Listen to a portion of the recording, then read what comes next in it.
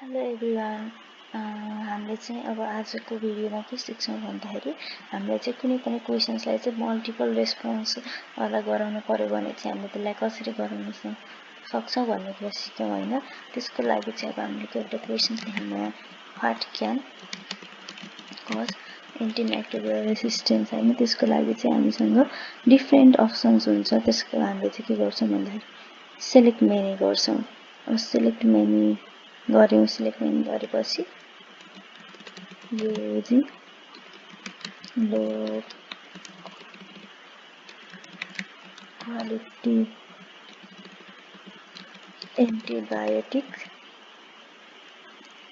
त्यस्तै हामीले अब अर्को अप्सन्स भनेको हामीले के लेख्छौँ भन्दाखेरि युजिङ इनएडिक्वेट डोजेज भयो हैन। अनि अर्को अप्सन्स भनेको हामीले युजिङ द रङ मेडिसिन्स भन्ने कुरा भयो। अनि अर्को भनेको हामीले डोन्ट नो हैन। अब यस्तो अप्सन्सहरु चाहिँ हामीले राख्न सक्छौँ। अनि यसलाई चाहिँ हामीले के फेरि यसमा हामीले मेन भनेको हामीले यसमा फेरि पनि कोडिङ गर्न चाहिँ भुल्नु भएन है।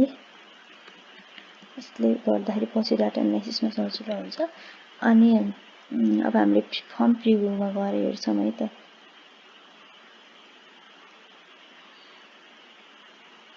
हजुरहरूले देख्न सक्नुहुन्छ है। हामीले चाहिँ यसमा चाहिँ एउटा भन्दा बढी पनि अप्सन्सहरु चाहिँ हामीले सिलेक्ट गर्न पाइरहेका छौँ भनेपछि चाहिँ हाम्रो यो मल्टिपल रेस्पोन्स चाहिँ भइसकेको छ। अनि अब अरु आजलाई चाहिँ हामीले अब यति नै सिकौँ।